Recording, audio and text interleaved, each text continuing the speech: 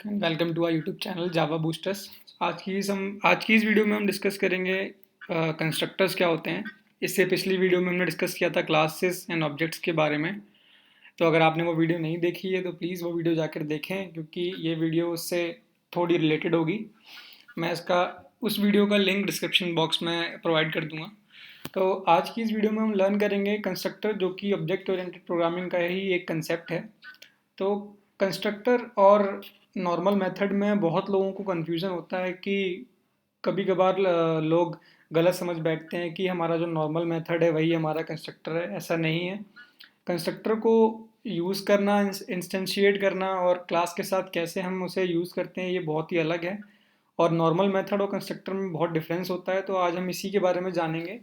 तो उसको जानने से पहले हम अपना इंटेलिजेंट सॉफ्टवेयर यूज़ करते हैं। ये सॉफ्टवेयर मैंने अपनी पिछली वीडियो में भी यूज़ किया था। अगर आपने डाउनलोड नहीं किया है तो आप पिछली वाली वीडियो देख के इसे डाउनलोड कर सकते हैं, बहुत ही आसान है। तो हम इसे ओपन कर लेते हैं और अपना नया प्रोजेक्ट जो है क्रिएट कर लेते हैं। तो आपने नए प्रोजेक्ट पे क्लिक करना है। उसके बाद ये नेक्स्ट पे क्लिक करना है और प्रोजेक्ट का नाम देना है, जो कि है हमारा सेकंड प्रोजेक्ट। एंटर करना है आपने, तो आपके सामने ये इंटरफेस खुलेगा और आप ऊपर देख सकते हैं यहाँ आपके प्रोजेक्ट का नाम आ रहा है, सेकंड प्रोजेक्ट।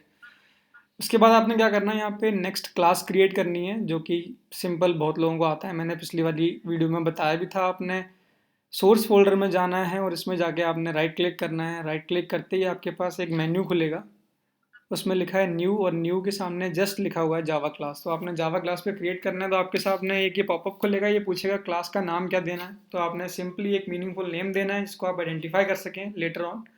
तो मैं यहाँ पे अपनी क्लास का नाम देता हूँ मैक। और मैक क्लास के साथ हम शुरू करते हैं। हमने पिछली वीडियोज़ में मैक क्लास के ही बारे में बात की थी और इसी से हमने एग्जाम्पल को अंडरस्टैंड किया था। तो कंस्ट्रक्टर्स भी मैं इसी क्लास के थ्रू ही समझाऊंगा ताकि आपको ज़्यादा दिक्कत ना हो।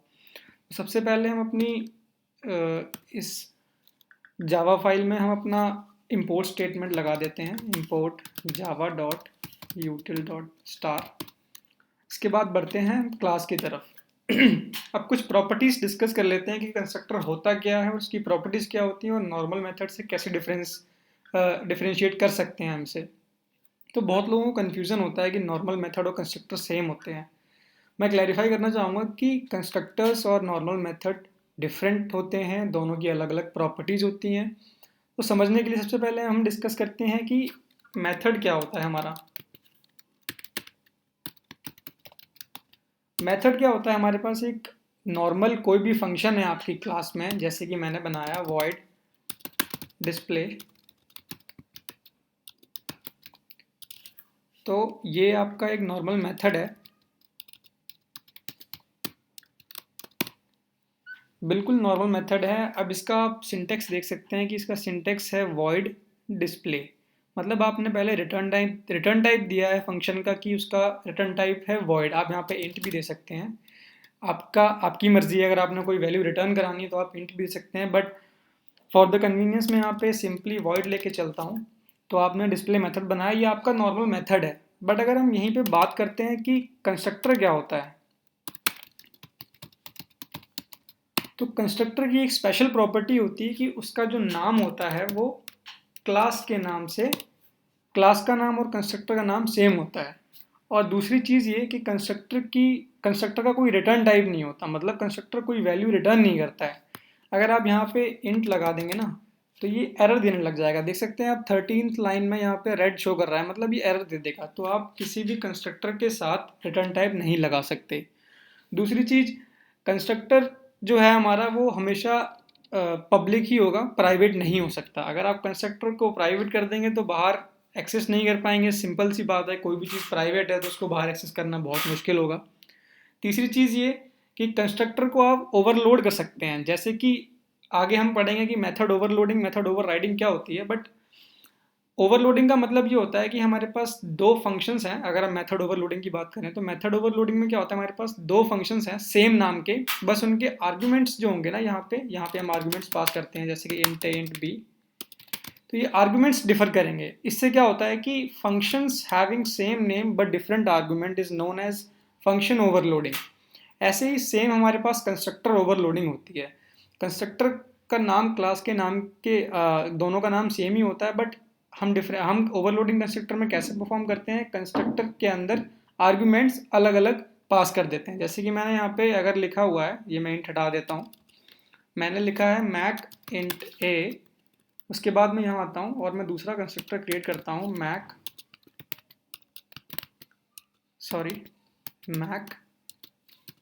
इंट ए कॉमा इंट बी। तो देख सकते हैं आप कोई एरर नहीं दे रहा है, कोई भी एरर शो नहीं कर रहा है। इसी चीज़ को हम बोलते हैं कंस्ट्रक्टर ओवरलोडिंग। तो ये कुछ प्रॉपर्टीज़ हैं कंस्ट्रक्टर की जो कि हमें आइडेंटिफाई करने में हेल्प करती हैं कि कंस्ट्रक्टर ये है इस क्लास का। एंड लास्ट चीज़ ये है कि कंस्ट्रक्टर जो होते हैं वो ऑटोमेटिकली कॉल्ड होते हैं जब भी आप उस क्लास का ऑब्जेक्ट क्रिएट करते हैं। ये बहुत ही स्पेशलिटी है कंस्ट्रक्टर की कि जब भी आप उस क्लास का ऑब्जेक्ट क्रिएट करेंगे तो कंस्ट्रक्टर अपने आप कॉल होगा, अपने आप इंस्टेंशिएट होगा। ये बहुत ही अच्छी बात है। नॉर्मल मेथड के साथ ऐसा कुछ नहीं होता है। नॉर्मल मेथड को आपको ऑब्जेक्ट बना के डॉट ऑपरेटर से कॉल कराना पड़ता है। अगर आप बात करें स्टैटिक मेथड की, तो स्टैटिक मेथड में आप सिंपली उस मेथड का नाम लिख देंगे मेन मेथड में, तो भी वो कॉल हो जाएगा। बट हम स्टैटिक के बारे में भी बात नहीं कर रहे हैं, उसके बारे में बाद में बात करेंगे। तो नॉर्मल मेथड को आपको डॉट ऑपरेटर लगा के ऑब्जेक्ट के साथ तब कॉल कराना पड़ता है। बट वहीं हम बात करें कंस्ट्रक्टर की, तो कंस्ट्रक्टर को कोई डॉट ऑपरेटर यूज़ नहीं करना। आपने सिंपल ऑब्जेक्ट क्रिएट करनी है और हमारा कंस्ट्रक्टर क्या हो जाएगा, कॉल हो जाएगा। चलिए एक डेमो देखते हैं कंस्ट्रक्टर का हम यूज़ कैसे करते हैं। तो इस क्लास में सबसे पहले मैं public static void main method बना लेता हूँ। मैं आपको शॉर्ट ट्रिक बताता हूँ इंटेलिजे में। आपने लिखना है PSVM और टैब दबा देना है, तो ये अपने आप ऑटो कंप्लीट करता है कोड को। Public static void main method आपको बना के दे देगा। सिंपली आपने पब्लिक क्लास मैक के अंदर क्या करना है, एक कंस्ट्रक्टर बनाना है पब्लिक मैक। इसमें हम पास कर रहे हैं इंटीजर x, सिंपल। और यहाँ हम अपने दो ग्लोबल वेरिएबल डिक्लेयर कर लेते हैं, दो नहीं एक्चुअली 3 करेंगे। Int roll number, string name and float marks, right. तो देखने से पता लग रहा है कि हम किसी स्टूडेंट की डिटेल्स को स्टोर करने वाले हैं, तो आपने बिल्कुल सही गैस किया है। अब हम करते हैं यहाँ पे roll number equals to x। दूसरा मैं कंस्ट्रक्टर ओवरलोडिंग भी यहाँ पे दिखाना चाह रहा हूँ, इसलिए मैं दूसरा कंस्ट्रक्टर बना रहा हूँ जो कि है पब्लिक मैक स्ट्रिंग। ले लेते हैं हम यहाँ पे n and float marks n है तो हम m ले लेते हैं। नेक्स्ट हम क्या करेंगे, नेम को असाइन कर देंगे n में एंड मार्क्स को असाइन कर देंगे m में। सिंपली आपने सबसे पहले वाले कंस्ट्रक्टर में क्या करना है, सिंपली प्रिंट करानी है वैल्यू रोल नंबर की। तो आप लिखेंगे roll number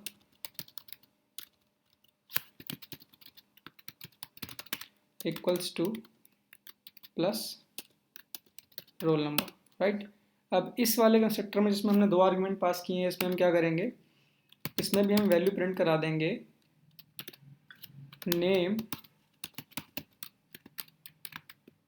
plus name plus यहाँ पे हम लिख देते हैं मार्क्स प्लस मार्क्स। ये जो प्लस ऑपरेटर आप देख रहे हैं यहाँ पे कंकैटिनेशन ऑपरेटर है। कई लोगों को कन्फ्यूजन हो जाता है कि ये प्लस ऑपरेटर हमारा क्या कर रहा है, मर्ज कर रहा है। बिल्कुल सही है, मर्ज कर रहा है, बट आप इसको एडिशन ऑपरेटर के तौर पे नहीं ले सकते यहाँ पे, क्योंकि ये कंकैटिनेट कर रहा है इस दो स्ट्रिंग्स को, नेम एंड मार्क्स को, राइट।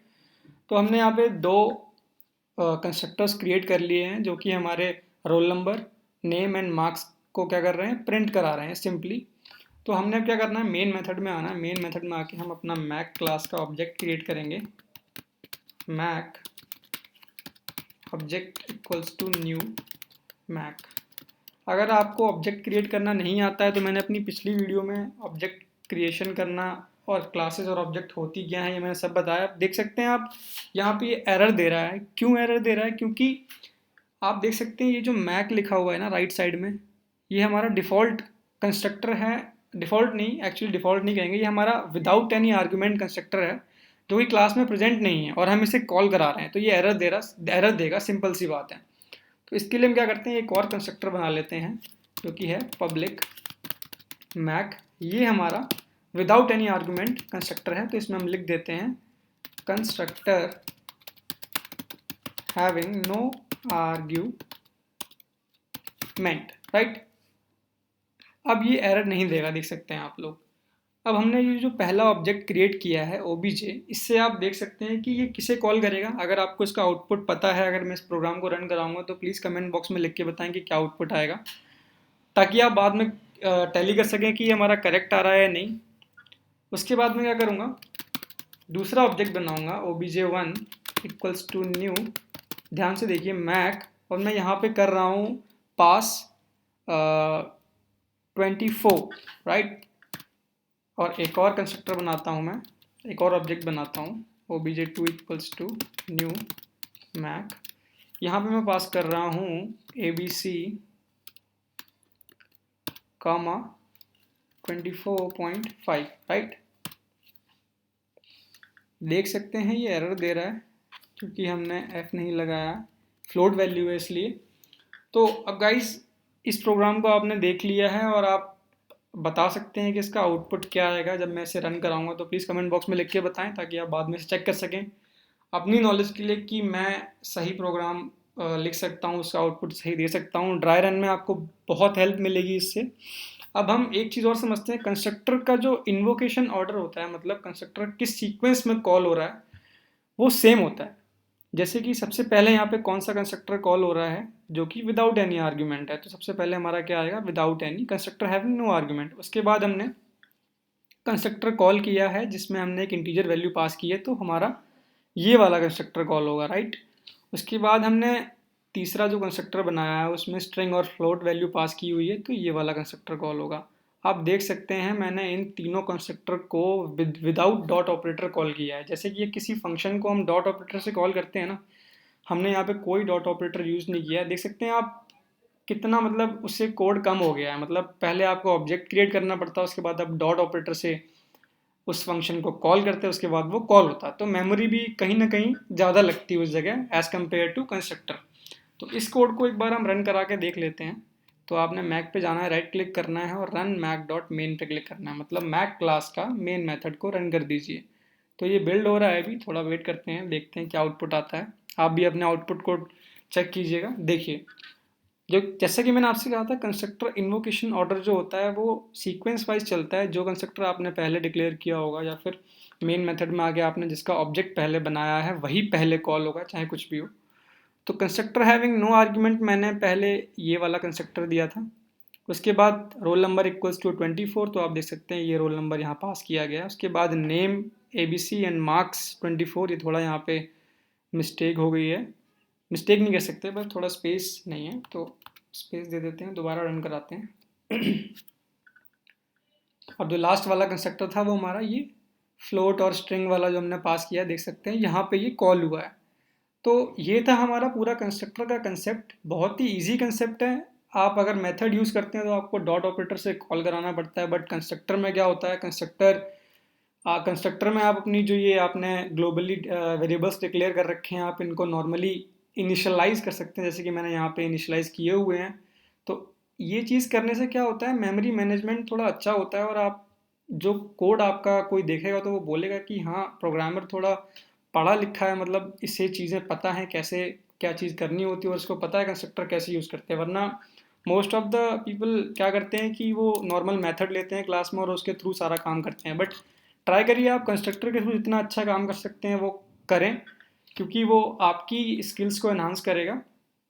एंड लास्ट थिंग ये है कि कंस्ट्रक्टर जब ही यूज़ करें जब आपको ज़रूरत पड़ती है, एल्स अगर आपको ज़रूरत नहीं पड़ती है तो कंस्ट्रक्टर ना यूज़ करें।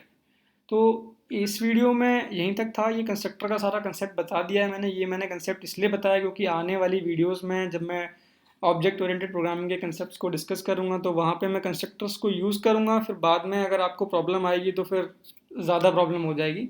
इसलिए आप इस वीडियो को पूरा देखें और कंस्ट्रक्टर को समझें, कंस्ट्रक्टर कैसे काम करता है और इन्वोकेशन कैसे होता है, हम कैसे डिक्लेयर करते हैं कंस्ट्रक्टर, क्या प्रॉपर्टीज़ होती हैं, मैंने इस वीडियो में सब बताई हुई हैं। और कंस्ट्रक्टर ओवरलोडिंग कैसे करते हैं, बहुत ही मेन कंसेप्ट है। अगर आप यूनिवर्सिटी एग्जाम्स दे रहे हैं तो उसमें पूछ लेते हैं कंस्ट्रक्टर ओवरलोडिंग क्या होता है। ठीक है, तो ये था हमारा पूरा कंस्ट्रक्टर के बारे में। आगे नेक्स्ट वीडियोस में हम ऑब्जेक्ट ओरिएंटेड के मेन कंसेप्ट पर फोकस करेंगे, जैसे कि इनकैप्सुलेशन, पॉलीमॉर्फिज्म, इनहेरिटेंस, अब्स्ट्रैक्शन वगैरह। इन सब चीज़ों पे आगे बात करेंगे। तो ये वीडियो यहीं तक थी। Thank you so much. अगर आपको ये वीडियो पसंद आती है तो लाइक बटन को तुरंत हिट कर दें, सब्सक्राइब कर दें चैनल को, और शेयर करें अपने दोस्तों के साथ, ताकि ये जो नॉलेज है ये उनके पास तक जाए, और इस नॉलेज की मदद से वो ये चीज़ सीख सकें और सब चीज़ वो भी ये जान सकें कि प्रोग्रामिंग होती कैसे है, कैसे क्या करते हैं। So thank you guys, thank you so much.